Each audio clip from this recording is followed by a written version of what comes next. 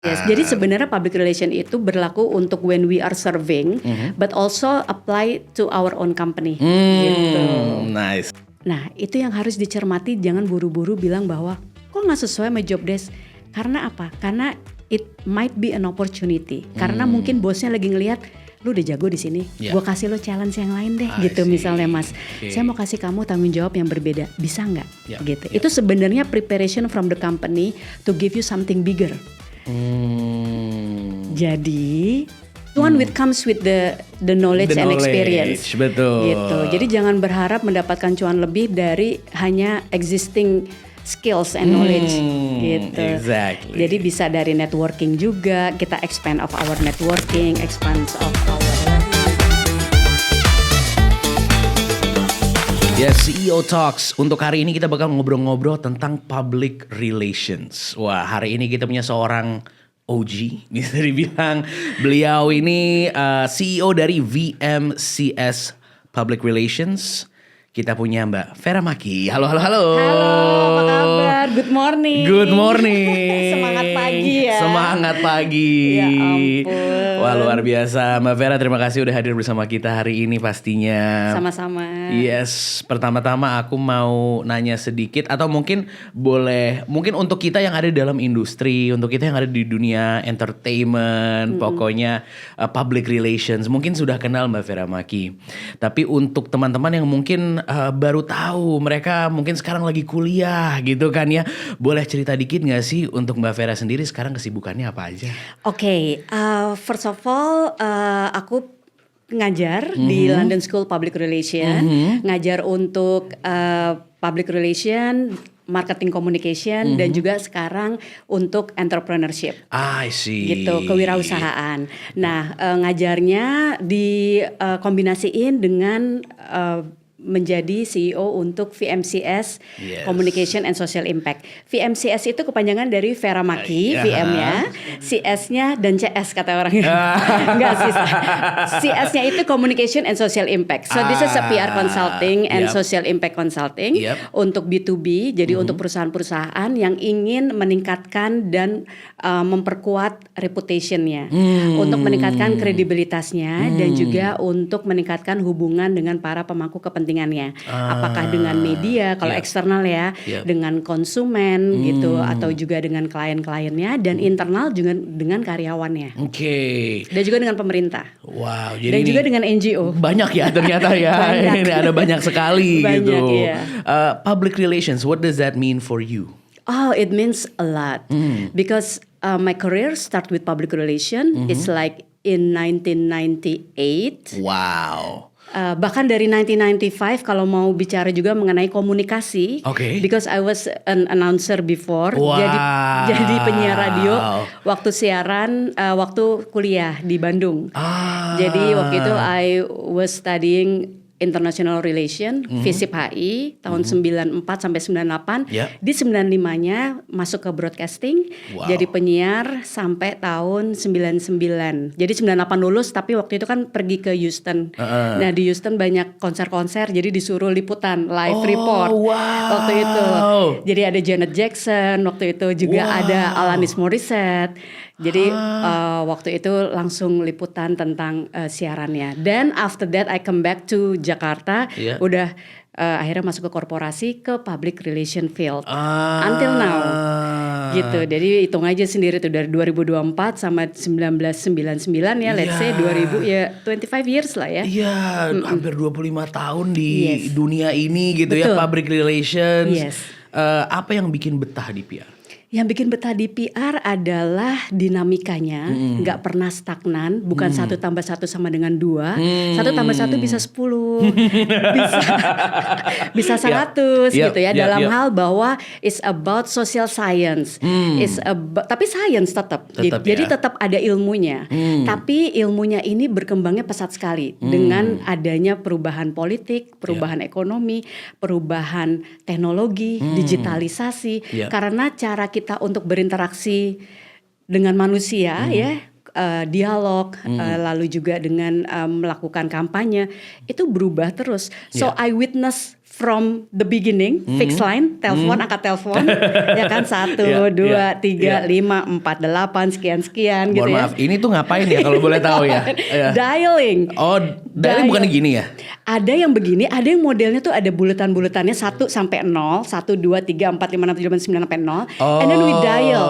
Ya kan? Dari zaman itu, cara kita berhubungan dengan teman-teman media misalnya, atau telepon ke pemerintah, pakai fax machine, belum ada email. Fax machine. Yes. Terus udah gitu zaman dialin internet yang masih bunyinya kayak di film You've Got Mail itu, ya kan? You've Got Mail gitu kan. Terus sampai akhirnya sekarang gitu. So I witness all the dynamics and advancement of technology, dan itu merubah cara kita berkomunikasi, merubah karakter kita dan behavior kita dalam berkomunikasi, bersosialisasi dengan banyak pihak. Wah, apa perbedaan terbesarnya mungkin dari dulu misalnya pas awal-awal gitu ya menjadi berarti masuk ke dunia kerja itu tahun 2000? Dunia kerja yang benar tahun 1999. Oh, 99 gitu ya Mbak ya. I start in the hospitality waktu itu di hotel, salah satu hotel bintang 5 di wilayah sini, dekat-dekat sini. Di SCBD di Sudirman ya. Iya. Di Senayan sih. Senayan, oke. Di Senayan, terus akhirnya pindah ke konsultansi, salah satu konsultan PR, then move to fast moving consumer goods, lalu ke dairy company, and then automotive, and then banking, and then semuanya hajar, dijajal semuanya. Iya, betul. Karena industrinya beda-beda, jadi belajar hal-hal baru terkait dengan industri, and that's interesting. Jadi kita nggak bosen dan terus berkembang ilmunya. Tapi sebenarnya underlying theory and implementation of public relationnya sama gitu. Interpersonal skill yang harus kita punya, lalu juga agility-nya kita, terus harus bisa keep up dengan deadline dari main stakeholder kita, which is teman-teman wartawan. Dia minta kapan aja informasi kita harus provide, seperti itu. Jadi emang around the clock sih. Udah terbiasa bekerjanya around the clock. Belum lagi kalau misalnya stakeholder kita atau klien kita itu nggak di Indonesia. Misalnya saya punya klien di UK, ada juga di Finland, ada di US. Ada banyak ya di luar negeri pun gitu kan. Pertamanya kalau di Singapura cuma beda sejam, cincai lah ya.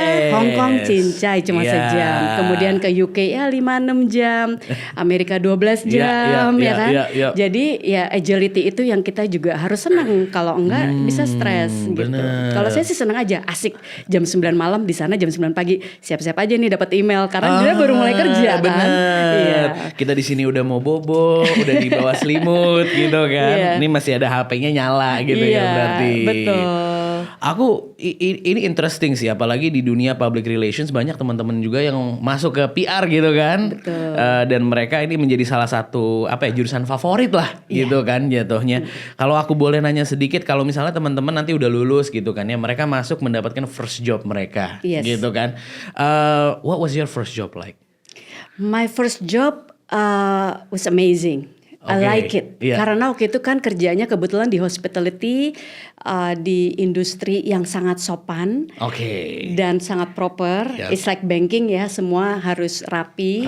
Iya, jadi I feel that yang tadinya penyiar bajunya santai, pakai jeans, pakai kaos, terus udah gitu kuliah juga santai gitu ya, tiba-tiba diminta untuk semuanya proper from head to toe.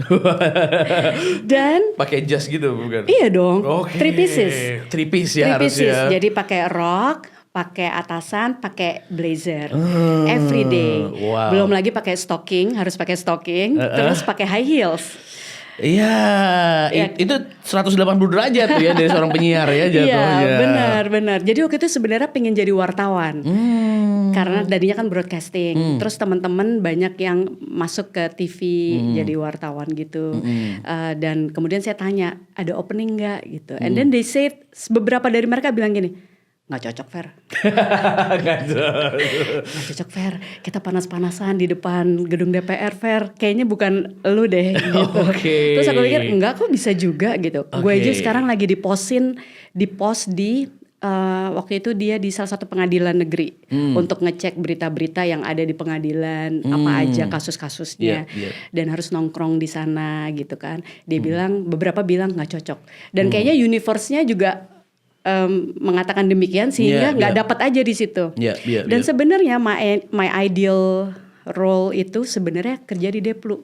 Maunya karena bisa keluar negeri, enak. Iya, mikirnya kan gitu. Dan lagi kan dulu ngambilnya FISIP HI. Jadi ideal position adalah bekerja di Kementerian Luar Negeri. Gitu. Tapi waktu pulang Windows-nya juga ketutup. Maksudnya belum ada pembukaan lagi gitu kan. Teman-teman kan juga udah ada yang di sana gitu. Jadi dia bilang, "Fer, ini belum ada." Waktu itu I was come back here itu bulan Juli. Terus dia bilang nanti mungkin ada lagi Desember gitu. Tapi pada saat Desember itu buka, udah keburu kerja di sini gitu kan, udah keburu kerja jadi PR, seneng banget gitu. Jadi waktu itu senangnya juga karena kita proper. Nah, saya belajar juga tuh di situ, karena kita proper dalam hal berpakaian, ya, akhirnya orang-orang tambah respect. Gitu. Jadi itu pertama kalinya when I was 22 dipanggil ibu. Jadi agak awkward sebenarnya. Umur 22 tahun. Umur 22 tahun masuk ke lobi hotel. Hotelnya grande banget. Terus kita masuk dan semuanya gitu ya dari padahal teman-teman sendiri kan itu sebenarnya kan. Dari concierge segala macam ibu. I was like sedih gitu kan ya, maksudnya gila lo gue masih muda dipanggil ibu gitu. Sudah tua. Iya, tapi in a way seneng gitu. Ternyata begini ya rasanya gitu loh, dianggap ya kan. Then I learned that jadi public relation, penampilan, physical appearance itu matters gitu. Karena kita pertama kali nilai, orang itu kan menilai kita dari situ ya. Gitu. Mungkin kalau kita saya tetap sembarangan ya nggak bakalan disegani gitu. Benar. So belajar pertama di situ tentang PR, and that was my first days gitu waktu itu di hotel. What was the first task? Apa yang disuruh dulu pertama?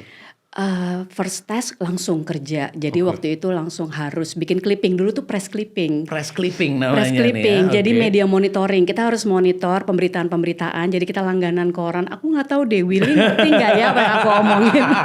Aman. Jadi, dulu kan ada koran. Kita langganannya tuh dalam bentuk koran ya, fisik koran. Dan itu bisa setumpuk, sehari itu bisa sampai 10 sampai 20. Belum lagi majalahnya segala macam. Kita harus ngelihat tuh satu-satu. Dulu belum ada digital.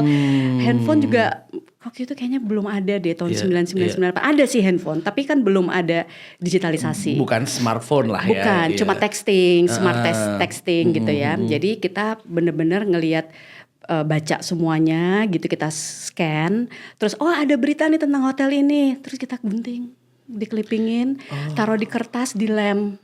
Keren. That's my first task. Yes. Tapi akhirnya apa keuntungannya? Keuntungannya kita jadi pay attention to detail. Nggak boleh miss kan. Dilihat satu-satu gitu kan. Ada nggak beritanya, mentionnya ada atau enggak, disebut nggak. Dan di situ kan tempat nongkrongnya anggota DPR, MPR gitu kan. Jangan-jangan ada disebut. Dan kita harus tahu ini penyebutan hotel ini positif atau tone-nya negatif gitu. Jadi kita harus analyze juga. Jadi bikin kita tambah pintar sebenarnya dengan melakukan rutinitas itu. Benar. Just from that task alone, kayaknya kalau yang aku bisa ambil tuh adalah kayak PR tuh memang memikirkan tentang persepsi ya jatuhnya ya. Yes, kita memikirkan tentang persepsi. We build perception, we anticipate bad perception from happening. Gitu. Jadi sebelum itu menjadi negatif, sebelum itu mungkin nggak enak untuk brand, untuk klien, udah ibaratnya ini duluan nih gitu ya, dikasih pagar duluan gitu ya. Kita ada strategi komunikasinya berdasarkan monitoring kita. Jadi misalnya ini kok banyak berita-berita yang kayaknya bakal negatif nih in the next couple of days gitu ya. Ya kita harus antisipasi dengan berbagai strategi. Ada strategi misalnya klarifikasi, ada strategi juga pengalihan, tapi pengalihan yang bagus gitu. Artinya adalah kita keluarkan, kita tonjolkan semua hal-hal baik terkait dengan brand tersebut. Salah satunya misalnya dengan berbuat baik gitu, melakukan program-program CSR, tentunya yang sincere. Gitu. Jadi itu tugas kita untuk memastikan bahwa brand ini selalu memiliki aura positif gitu. Tidak tersandera oleh misalnya hal-hal negatif yang kadang-kadang orang suka munculin lagi gitu. Karena bagusnya dulu itu kan belum ada netizen. Jadi semua opini-opini itu melalui media massa. Betul. Jadi kita cuma satu yang kita pegang teman-teman media. Jadi hubungan yang kita usahakan untuk selalu baik dan dekat adalah dengan teman-teman media. Kalau sekarang tuh scattered. Kayak shooting in the dark. Iya benar. Jadi kita masih ke situ bagus, banyak lelah gitu kalau sekarang. Nah, makanya harus ada lagi strateginya lagi untuk digital yang sekarang. So it's totally different between before dan yang sekarang gitu. Tapi karena ngikutin dari dulu dan berkembangnya sedikit lama-lama ke arah yang lebih fast fast movement seperti sekarang. Jadi lebih proses adjustment dan enrichmentnya ke skill kita tuh bagus gitu. Oke, kita jadinya bisa belajar lebih banyak. Kita belajar lebih banyak, nggak karbitan gitu. Nah sekarang kan banyak orang yang nggak sabaran nih Mas Willy, pengennya instan gitu. Nggak bisa. Your personality built through processes. I gitu. see. Yeah, you just gotta go through apa itu ya yang gak enaknya, apa namanya challengesnya. Betul, ada ups and down-nya. Kita harus belajar sakit hati supaya kita tahu rasa enak tuh seperti apa ya, dalam hubungan gitu. Karena kan hubungan bukan hanya dengan pacar atau pasangan gitu ya, tapi kan ini kita jaga hubungan baik dengan banyak pihak gitu. Jadi emang mentalitinya tuh harus emang benar-benar tahan banting. Gitu. Ini it's so funny karena ibaratnya your first task dalam your first job itu mungkin masih sama 25 tahun kemudian gitu. Benang merahnya sama. Cuman dengan media yang berbeda, dengan landscape yang berbeda gitu ya. It's still media monitoring, tapi dulunya di koran, sekarang mungkin di social media gitu misalnya. Atau mungkin yang tadinya harus untuk satu klien mungkin sekarang jadi banyak gitu kan kliennya. Betul, dan dulu kan saya ngajar juga di salah satu perguruan tinggi negeri dan ngajar PR. Dan sekarang saya ngajar PR. Mediumnya kan udah beda gitu. Dulu yang diajarin adalah bagaimana untuk membaca press clipping, monitoring, analyzing dari koran, majalah, printed media gitu.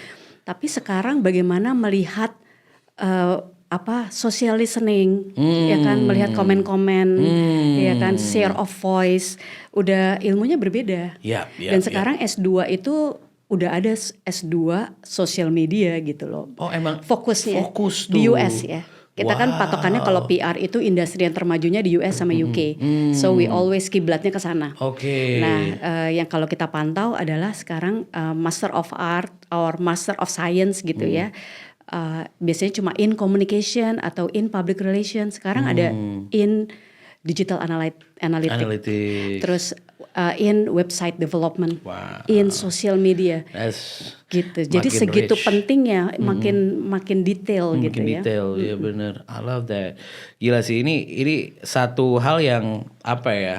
Banyak banget orang-orang pengen tahu juga. Mungkin sekarang teman-teman yang masih SMA, mereka masih bingung gitu kan ya, pengen karir apa. Mungkin maybe kalau misalnya suka dengan hal-hal seperti ini bisa tuh ya, bisa menjadi jenjang karirnya gitu. Betul, karena ini menjadi keseharian anak-anak muda juga sekarang kan. Bikin konten, digital marketing, bikin reels, editing. Nah itu kalau sekarang mungkin for fun. Tapi nanti kalau udah lulus itu bisa jadi cuan. Jadi karir gitu kan. Jadi karirnya pertama bener-bener do it by yourself, abis itu edit, abis itu supervising and directing, gitu.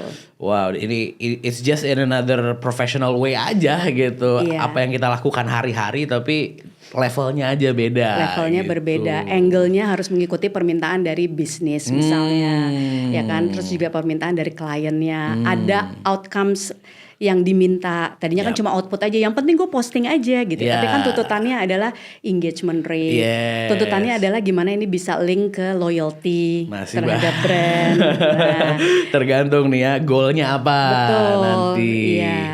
Wah ini seru sih, karena memang sekarang kan kalau itu tadi menjadi seorang karyawan, sekarang Mbak Vera udah menjadi seorang entrepreneur, gitu kan. What was the jump like? Gimana misalnya pas masih di kerja terus kayak I wanna make my own public relations company atau agency gitu.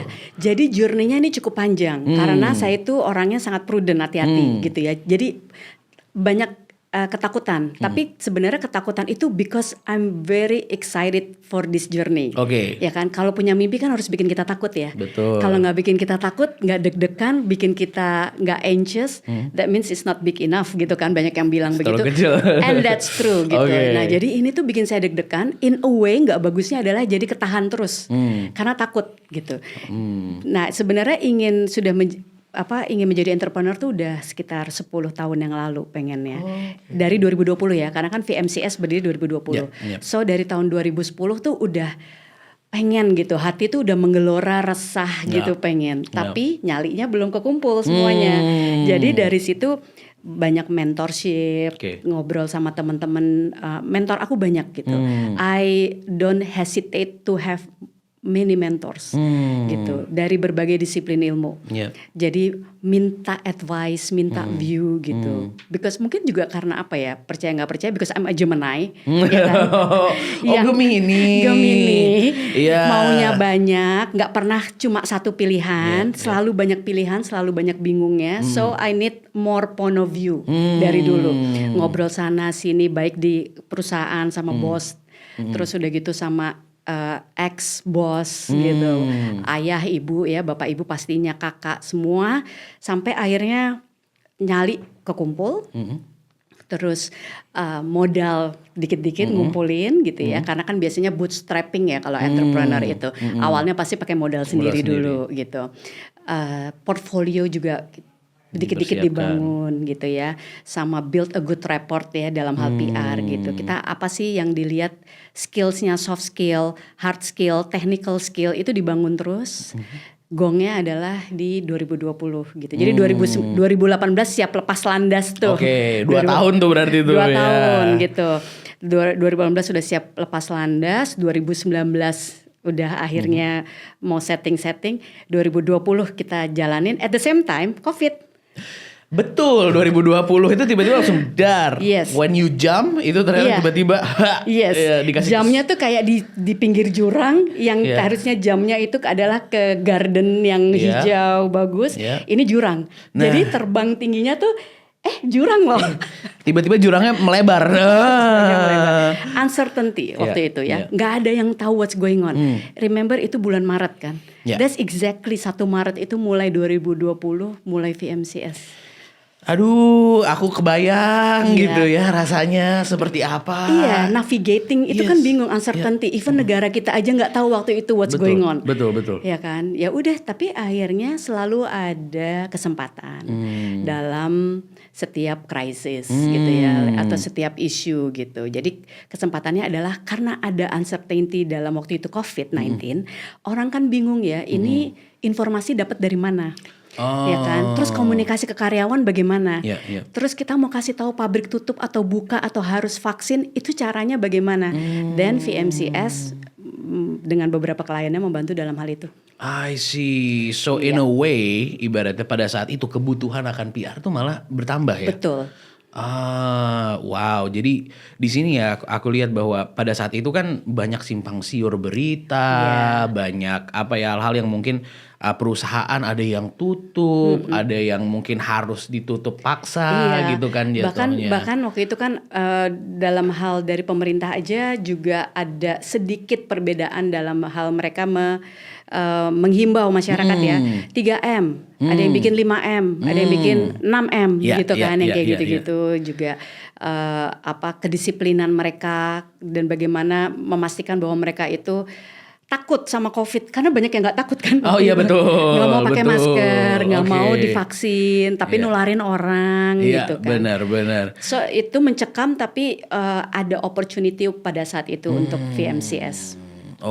How about the challenges? Boleh cerita dikit nggak Mbak? Especially karena menjadi entrepreneur yang aku dengar sih ya, itu kan nggak mudah. Banyak hal-hal yang mungkin ya surprise gitu. Kalau buat Mbak Vera seperti apa? Sama, apalagi surprise-nya udah dikasih duluan dengan kondisi di dunia ini yang uncertain ya. Kita aja masih mikirin nih besok kita hidup nggak ya kalau kena COVID gitu kan. Jadi itu sangat mencekam saat itu. Tapi at the same time karena keinginan untuk menjadi entrepreneur itu sudah sangat kuat. So I felt at that time I have to start this correctly dengan foundation yang jelas. Sehingga yang saya lakukan waktu itu adalah back to school. Ngambil sekolah MBA Entrepreneurship di ITB, SBM ITB waktu itu. Iya, so I went back to school. Di mana waktu di sana ya belajar lagi gitu. Apa sih fundamental dari menjalankan bisnis, dan banyak sekali ilmu yang didapat karena banyak juga dosen-dosennya yang praktisi. Jadi mereka banyak kasih masukan-masukan gitu kan. At the same time saya menjalani, dapat juga ilmunya gitu. Gimana sih cara bikin cash flow yang benar, business planning, business model, terus bikin mitigation, risk mitigation dan sebagainya. Nah, itu membawa confidence tersendiri dan emang applicable. Jadi bisa langsung kita aplikasikan. Jadi tantangan itu I address the challenge with going back to school. Salah satunya. Itu ya ibaratnya cari ilmunya lah ya, ibaratnya kita cari armor nih, gimana caranya. Betul, karena kalau mau jadi entrepreneur itu beda sama menjadi pedagang. Kalau pedagang kan hari ini saya jualan pulsa, besok daster, besoknya lagi cabe. Pokoknya suka-suka aja, nggak ada branding. Ya kan, if you wanna have a business, sustainable business, harus dipikirin brandingnya, karena branding itu yang membedakan harga. Branding membedakan harga, itu ya. Kopi salah satu contohnya. Kita bisa beli kopi susu dari yang harganya 8.000 di jalanan sampai yang harganya 50.000, ya kan, di coffee shop, sampai yang harganya bisa 60-70 ribu di hotel bintang 5. Semuanya kopi loh. Brandingannya beda, tongkrongannya beda, ya kan. Itu sih, jadi memang there are so many things yang kayak tadi Mbak Vera bilang ya, ibaratnya ini dunianya luas. Gitu. Di sini dunianya luas. Ini pada saat yang sama juga kita banyak banget yang harus dipelajarin, mempersiapkan diri, gimana kita mempersiapkan. Dan untuk Mbak Vera sendiri, mungkin dari sisi PR-nya udah jago lah gitu. Tapi how about the business side? Betul. How about what you have to do as a entrepreneur gitu ya, dan itu didalemin lagi di situ. Dia harus didalemin lagi. Finance is very important, legal is very important. Jadi banyak sekali startup yang dia bisa tumbang atau dia merasa dibodohi gitu ya, misalnya oleh investor gitu, atau bukan dibodohi, mungkin karena nggak paham aja dari segi legalnya, malas baca. Nah, akhirnya dia banyak mengalami kejatuhan atau salah langkah karena di situ. So, yang pertama dari segi legal harus kuat. Bukan berarti harus jadi lawyer, tapi dibaca, dipahami, tanya-tanya. Harus tahu tuh ya kontrak gitu. Ini apa? Implikasinya apa dari kontrak ini? Is it a win-win contract? Atau ini sebenarnya lebih menguntungkan pihak tertentu? Apalagi kalau udah bicara mengenai share ya, stock share gitu. Itu yang pertama. Yang kedua finance, harus paham banget finance. Saya babak belur belajar finance. Karena ilmunya ternyata sangat bagus sekali, dalam, tapi susah. But dengan adanya pengalaman bekerja di korporasi, itu sangat membantu karena jadi apa namanya, belajar dari segi logiknya, dari based on experience gitu. Dulu kan waktu di korporasi banyak meeting tuh sama board of director, sama finance, sama CFO gitu. Mereka cerita tentang EBITDA dan semua jargon-jargon finance itu, and it becomes make sense pada saat belajar teorinya di kelas dan pada saat in real life karena pengalaman. So again, experience is very important. Logiknya tuh dapat gitu. Kalau kita udah punya pengalaman sebelumnya. Kadang-kadang memang pada saat kita lagi kuliah mungkin kita tahu ini bakal kita pakai nggak ya, gitu ya. Tapi once you go into the world, ternyata guna. Nah, guna. Jadi strateginya waktu itu ngelihat, oh yang ini kayaknya nggak bakal dipakai karena kerja kemarin aja tuh di multinational company, beberapa multinational company ini tuh jarang dipakai. Yang lebih dipakai adalah yang dari sisi yang lain gitu. Jadi kita belajarnya dengan ada tips sama strateginya, hackingnya lah ada gitu. Yang penting-pentingnya tuh kita tahu yang mana. Nice. And that's not easy. Iya, tidak mudah ya. Tahu mana yang akan digunakan. One of those things kayak misalnya kalau aku kan misalnya bikin musik gitu ya. It's not about seberapa rame musiknya, tapi seberapa simple musiknya. Betul. Kadang we have to take away dari apa yang kita buat gitu, dan mungkin di sini juga sama. Jadi kalau misalnya dalam dunia public relation itu kan so many messages that we want to send across gitu ya. Saya tuh mau ngasih tahu, saya tuh pakai kacamata, saya pakai jam ini, saya sukanya pakai rok gitu. Tapi kadang-kadang too complicated how to simplify the message, itu pekerjaannya dari PR. Sama juga dalam bisnis gitu. Sebenarnya kadang-kadang challenge dari seorang CEO itu adalah kan harus fokus. And to be able to be focused, then kita harus tahu visionnya, purpose-nya tuh apa. Nah itu yang kadang-kadang di tengah-tengah jalan tuh kita gone wild gitu ya. Pingin ini gitu. Makanya kita perlu punya satu tim yang bisa ngerapiin lagi nih petnya gitu. Yeah, and that's where a public relations company can actually help you gitu ya, untuk seorang klien atau perusahaan. Yes. Jadi sebenarnya public relation itu berlaku untuk when we are serving, but also apply to our own company. Gitu. Nice. I love it. Wah, ini seru nih ya, lumayan nih ya. Karena memang ada Mbak Vera yang memang juga dosen pengajar juga gitu ya. Jadi memang udah sering nih ya, ini teorinya ada tapi applicable-nya juga ada di sini. Benar. Nah, ini sekarang ada beberapa pertanyaan-pertanyaan dari netizen Opal Gengs gitu ya. Jadi aku langsung kasih tahu aja lah ya. Langsung aku tanyain aja gitu kan. Mbak Vera pernah gak sih ngedrop ketika harus handle klien yang sulitnya minta ampun? Atau ternyata kantornya gak dapet klien-klien? Oke. Kayaknya pertanyaannya gini, pernah gak pernah ngedrop klien gak? Ngedrop klien ya? Pernah ya? Kenapa tuh? Ngedrop klien karena permintaannya gak make sense. Dalam hal ingin reputasinya diperbaiki, tapi inginnya itu kayak spin doctor kita kalau istilahnya ya, jargonnya di PR tuh ada namanya spin doctor. Artinya dimanipulasi, tapi they not actually doing good. Gitu. Kalau sekarang di sustainability itu kayak greenwash gitu ya, mau dilihat sebagai perusahaan yang ramah lingkungan, tapi cuma mau dilihat aja, tapi they not actually doing it. Oke, I understand. Karena memang kalau zaman sekarang tuh harus sincere Mbak. Iya nggak sih, harus kayak ikhlas gitu loh kalau kita. Netizen tuh udah pintar, jago banget, jangan main-main. Iya, gitu. Benar. Nah jadi sehingga yang namanya disinformation, misinformation, hoax itu musuhnya PR sebenarnya. Tapi justru banyak orang atau perusahaan ada ya, bukan banyak ada yang berusaha untuk bermain-main gitu. Kan PR kan fungsinya kan untuk membangun reputasi dan meningkatkan kredibilitas. Dan jadi minta tolong dibantuin. Tapi kita kan nggak bisa ngebantuin kalau mereka nggak actually doing it. Exactly. Nah, PR tuh banyak diminta untuk seperti itu. Nah, kalau saya ngelihatnya ini kalau nggak sincere dan nggak ada komitmen untuk actually doing it, udah mendingan nggak usah. Oke. Karena apa? Teman-teman kita itu VMCS itu banyak juga teman-teman di media dan wartawan, dan mereka tuh paham sekali gitu. So we don't want to ruin our relationship with our journalist friend gitu ya, yang udah kita bangun udah lama, hanya gara-gara klien kita memaksa gitu misalnya. bener, untuk kita sampaikan sesuatu yang mereka tahu ini nggak benar nih. Wah, gitu. That's true. Ibaratnya ya itu tadi ya, gimana caranya kita cuman menjadi pemanjang atau pengeras suara gitu kali ya. Iya, kalau yang dikeraskan suaranya bagus kita happy banget. We love to do that gitu ya, promoting something good ya kan, memviralkan kebaikan-kebaikan itu kita seneng banget. Aman. Tapi kalau misalnya udah mulai kayak smell something fishy, kita nggak mau. Nah itu pada saat kita dropping, walaupun akhirnya kita lose income kan dari situ. Betul, ya kan? betul. Jadi alhamdulillah 4 tahun ini idealisme masih berjalan dengan baik, Mas Willy.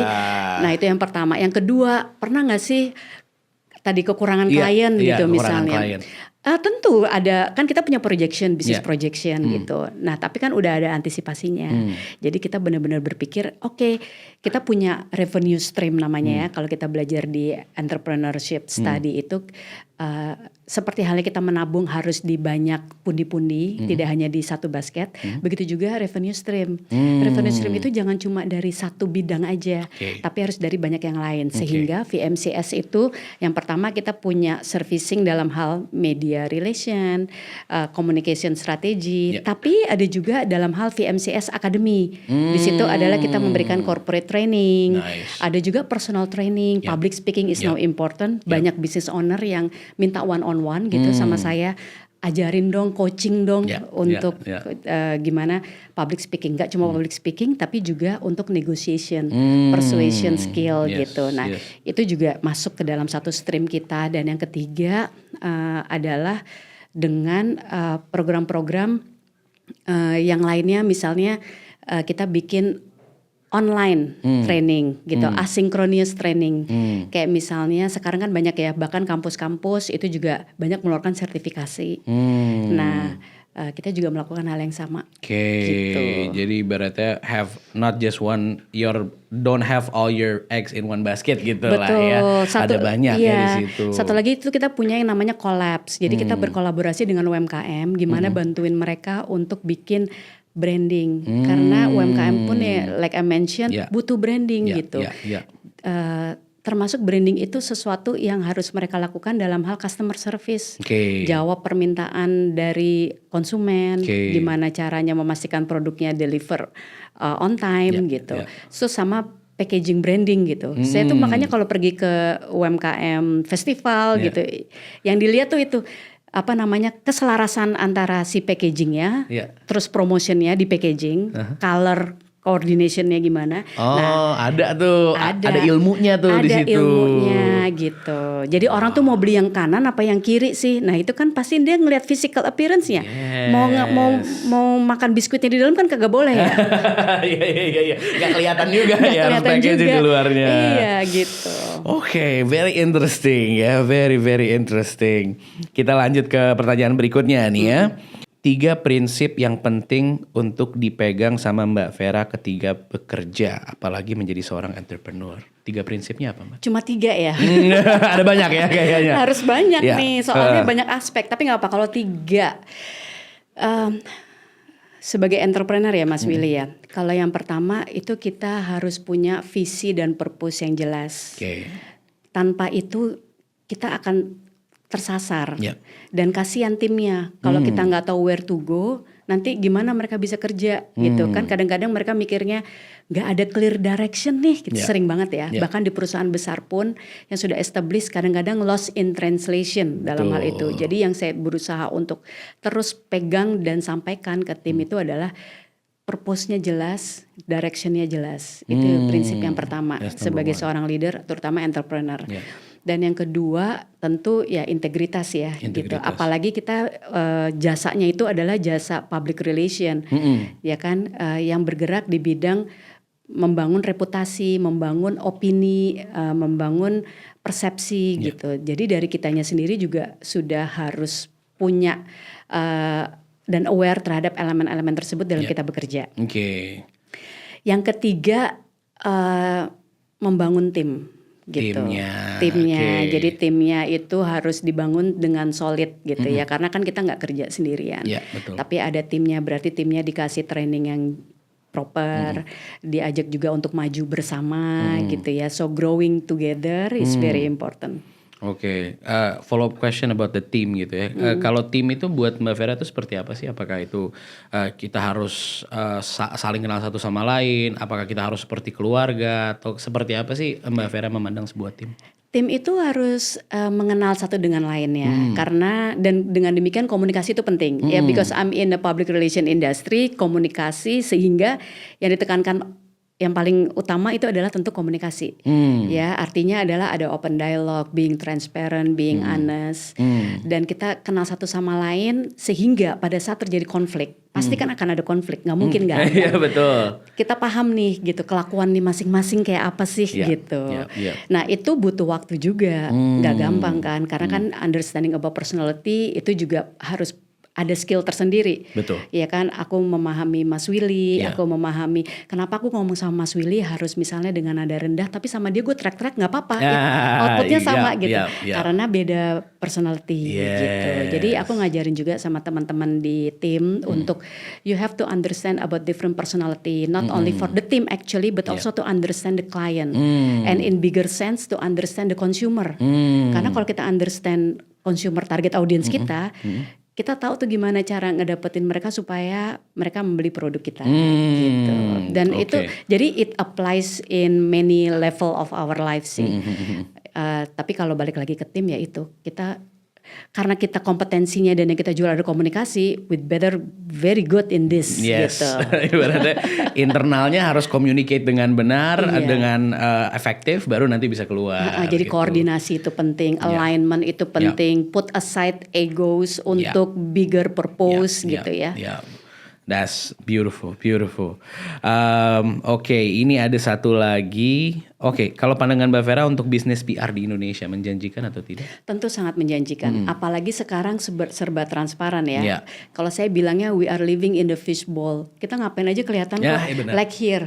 Kita kan? Ada di sini nih ya. Ini kenapa nggak ditutup pakai kelambu misalnya? Ya kan, karena yang di luar bisa lihat kita loh. Kita juga bisa lihat yang di luar loh gitu. In a split of second aku bisa ngelihat tuh Mas Zainal lagi kucek-kucek matanya lagi sakit. Aku bisa posting di sini debunya mungkin banyak. Karena ada satu orang yang kucek-kucek matanya.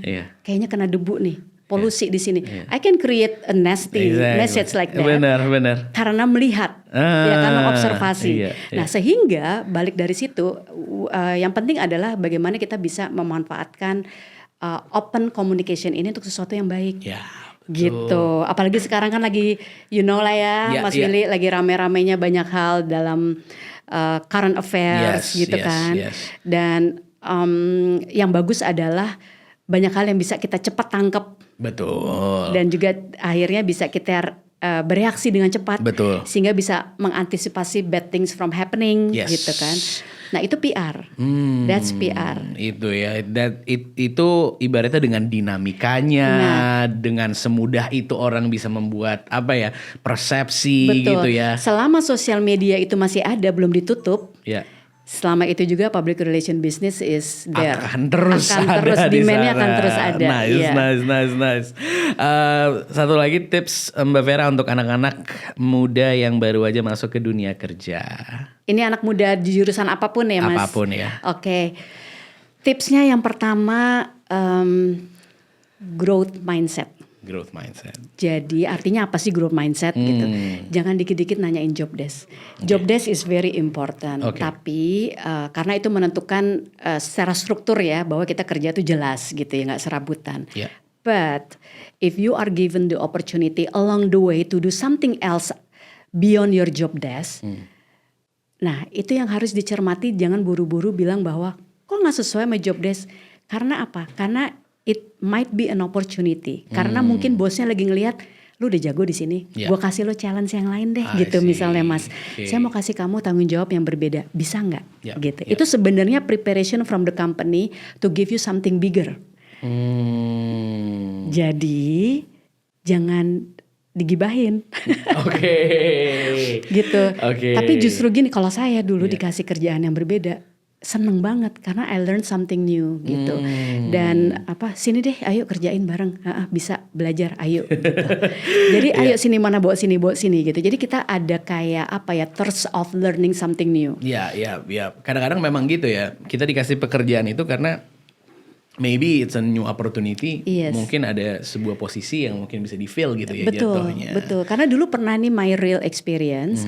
Saya sering banget share tentang ini dan I think this is very important for others to also understand gitu ya. Karena jangan sampai salah langkah aja gitu teman-teman generasi muda gitu. Pada saat mungkin nanti berada dalam posisi seperti saya gitu ya. Ya itu disuruh kerjain A, B, pokoknya optimize aja apa yang kita kerjain. Sampai suatu hari kita lagi santai-santai dipanggil sama salah satu direktur gitu. Terus kita bingung kan, nggak pernah nih dipanggil. Kita kan masih keroco banget ya. Ada apa, saya salah apa gitu kan. Terus ternyata dibilang saya harus bawa apa, bawa laptop kah, persiapan presentasi apa nih gitu. Oh enggak, naik aja ke atas gitu. Waktu itu ada di lantai atas gitu, beda lantai. Terus saya naik ke atas dan akhirnya diinfo bahwa ini ada box kosong and I want you to fill this box, which is a promotion. A promotion. Dan beliau mengatakan bahwa sebenarnya Vera itu sudah bisa berada di posisi level ini. Tapi boxnya nggak ada. Nah, now that the box is empty, we immediately think about you to fill it in. Benar. Nah, kalau pada saat itu saya nggak ambil semua opportunity, mungkin nggak bisa dilihat kemampuan untuk mengerjakan hal-hal yang berbeda. Gitu. So the growth mindset is good gitu. Oke. Ini perspektifnya jadi gimana caranya kalau misalnya kita mendapatkan pekerjaan mungkin beda nih sama expertise kita, this is also an opportunity for us in the future gitu ya, untuk bisa mendapatkan opportunity baru, mendapatkan cuan lebih banyak. Betul. Dan bukan cuan ya, tapi ilmu yang lebih banyak karena gini, cuan comes with the knowledge and experience. Betul. Gitu. Jadi jangan berharap mendapatkan cuan lebih dari hanya existing skills and knowledge gitu. Exactly. Jadi bisa dari networking juga, kita expand of our networking, expand of our learning. Kayak misalnya sekarang belajar lagi nih tentang apa sih sustainability communication. Dulu nggak ada Mas Willy sustainability communication, tapi sekarang itu menjadi satu hal yang penting gitu. Karena di bisnis everyone's talking about that gitu. Dan juga misalnya ya tadi tentang digital analytics gitu. Apa sih ini gitu? Apa yang dianalisa gitu? Masa PR suruh ngerjain beginian? Itu kan kerjaan anak markom misalnya kayak gitu. Tapi it's very interesting for us to understand about that too. Karena itu irisan ternyata. Kedepannya tuh nanti akan beririsan. Belum lagi AI, artificial intelligence. Nah, kita butuh beda lagi. Itu beda lagi, tapi itu sangat bersinggungan dengan PR karena dan juga misalnya blockchain gitu ya. Kita belajar tentang juga apa sih metaverse ya, dunia first-first-an itu. Branding is happening inside loh. Pada banyak buka toko loh di first-first ini. Iya, betul. Jualan kaos, jualan apa sih namanya tuh? Anak-anak zaman sekarang kalau game itu NFT, apa sih box drops dan sebagainya lah ya, ada banyak banget yang memang dilakukan dan itu the landscape itu changing terus gitu, berubah terus dan mungkin ya itu tadi, mungkin kalau kita sebagai first jobber gitu job desk kita berubah-ubah gitu. Betul. Tapi the world is always changing. The landscape is always changing. Mungkin itu dia, mau itu mau jadi entrepreneur, mau itu jadi karyawan, mau itu jadi pedagang gitu ya. Memang kita harus bisa selalu berubah dan mengikuti apa yang ada di luar sana. Itu satu value yang penting dimiliki oleh generasi muda, generasi Z, Alpha, karena aku juga punya anak yang Gen Z sama Gen Alpha gitu. Jadi gimana caranya supaya mereka tuh juga memahami soft skill ini. Yes. Beautiful. Ini banyak banget nih yang udah kita dapetin ya hari ini di CEO Talks-nya Mbak Vera. Terima kasih banyak. Sama-sama. Ini karena public relations, ini cewekku kan juga Gemini. Jadi gimana caranya kita bisa membuat PR-ing ya biar zodiak Gemini itu tidak terlalu negatif di sosial media ya. Biasanya negatif itu karena iri. Mbak Vera lagi, terima kasih banyak sekali lagi.